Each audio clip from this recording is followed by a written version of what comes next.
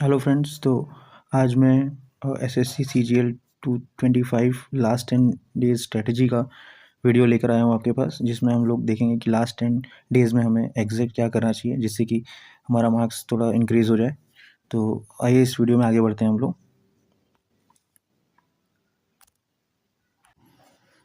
इसमें हम लोग देखने वाले हैं smart revision, mock test and accuracy, सबका कॉम्बिनेशन कैसे हम किया जाए लास्ट मोमेंट पे तो हमको बेनिफिट करे। तो आगे बढ़ते हैं वीडियो में। तो first of all golden rules क्या है लास्ट 10 डेज़ का, तो आइए हम लोग उसको देखते हैं।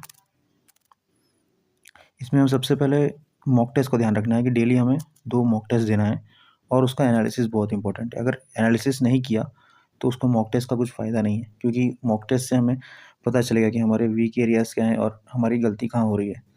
तो मॉक टेस्ट देना पहला इंपॉर्टेंट है, उसके बाद उसका एनालिसिस उससे भी ज़्यादा इंपॉर्टेंट है। तो फर्स्ट तो हमें यही चीज़ करना है। उसके बाद हमें लगातार जो 10 डेज़ की हम बात कर रहे हैं, उस 10 डेज़ में आपको कैलकुलेशन होना बहुत ज़रूरी है।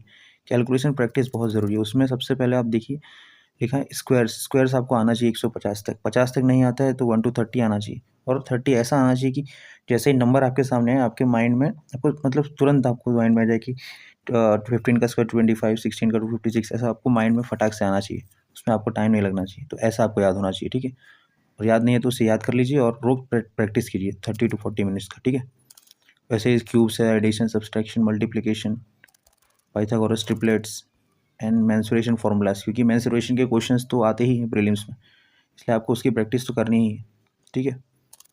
और उसके बाद टेबल्स 1 to 20 का आपको मल्टीप्लिकेशन में काम आता है, तो ये भी आपको आना चाहिए।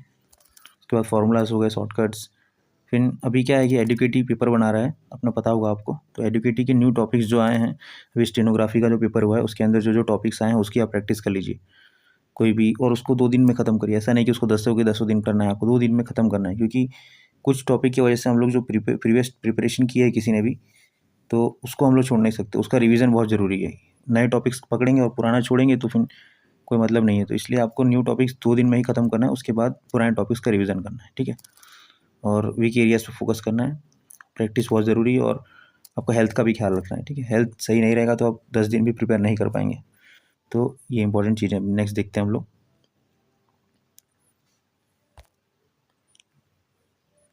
डे 1 to 3 का डाला है मैंने यहाँ पे। डे 1 to 3 में क्या होना चाहिए, इंटेंस रिवीजन पहले करना है। इसमें क्वांट के अर्थमेटिक, एल्जेब्रा एंड डीआई हमें खत्म करना है। रीजनिंग का puzzle, coding, series and syllogism, ये सब टॉपिक्स आपको पता होगा, बहुत हाई वेटेज टॉपिक्स है प्रीलिम्स के, तो आपको इसे खत्म करना है। इंग्लिश में ग्रामर रूल्स खत्म करना है, और आरसी क्लोज टेस्ट और स्टैटिक जीके, अपना करंट अफेयर्स और स्टैटिक जीके को खत्म करना है 1 to 3 डे में, ठीक है। फिर मॉक टेस्ट एनालिसिस करना है उसका। नेक्स्ट देखते हैं। डे 4 to 6 में हमको वीक एरियाज पे फोकस करना है, वही जैसा कि मैंने पहले ही बताया, मॉक टेस्ट देना है, उसका एनालिसिस करना है। फिर उसके बाद जो रिमेनिंग टॉपिक्स है, मेंसुरेशन हमारा, उसे हमें खत्म करना है। अपना ज्योमेट्री जो आता है क्वांट में, ज्योमेट्री जो बाकी रह गया, ज्योमेट्री को खत्म करना है। मेंसुरेशन मैंने खाली टॉपिक का नाम लिखा है, बट आपको ज्योमेट्री पूरा खत्म करना है, ठीक है। उसके बाद रीजनिंग में जो रिमेनिंग टॉपिक्स है उसके 50 क्वेश्चन हर टॉपिक जो बचे हैं उसके प्रैक्टिस करना है आपको। उसके बाद उसके बाद नेक्स्ट है हमारा वीक एरियाज़ को, वीक एरियाज़ के जो टॉपिक है उसके भी 30 से 40 क्वेश्चन पर सब्जेक्ट लगाने हैं आपको।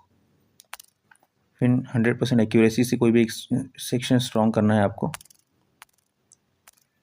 और वो स्ट्रॉन्ग रहेगा तो ही आपका प्रीलिम्स में मार्क्स ज़्यादा जाएगा, ठीक है। उसके बाद जीके रिवीजन करना है आपको। जीके में जो भी टॉपिक्स हैं उसका रिवीजन करना है, रोके प्रैक्टिस करनी है। मॉक टेस्ट एनालिसिस मैंने मेंशन किया हर डे में, तो आपको देना ही है मॉक टेस्ट। नेक्स्ट देखते हैं। डे 7 to 8 में हमें स्पीड एंड एक्यूरेसी पे ध्यान देना है। टाइमली सेक्शनल टेस्ट देने हैं हमें 30 मिनट्स के, और सारे टॉपिक्स रिवाइज करना है, शॉर्टकट्स भी रिवाइज करना है उसके, ठीक है। फॉर्मूलाज, वोकैब्स, मिस्टेक नोटबुक आपको बनानी है, जैसा मैंने बताया आपको। आप मॉक टेस्ट देंगे, मिस्टेक हुई उसको नोट करना है, और एक्यूरेसी पे ध्यान देना है, ठीक है। अटैम्प्ट से ज़्यादा एक्यूरेसी पे ध्यान देना है, सही कितना आपने किया। ऐसा नहीं कि 60-70 अपना अटैम्प्ट कर लिया और सही खाली 40 हो रहा है, आपको सही ज़्यादा करना है, और वही मॉक टेस्ट एनालिसिस, ठीक है। नेक्स्ट देखते हैं।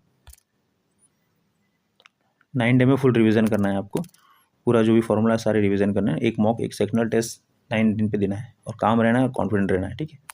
ये हमारा वीडियो आई थिंक खत्म होता है। लास्ट एक स्लाइड है, देख लेते हैं। लास्ट 10 डे में फाइनल टच।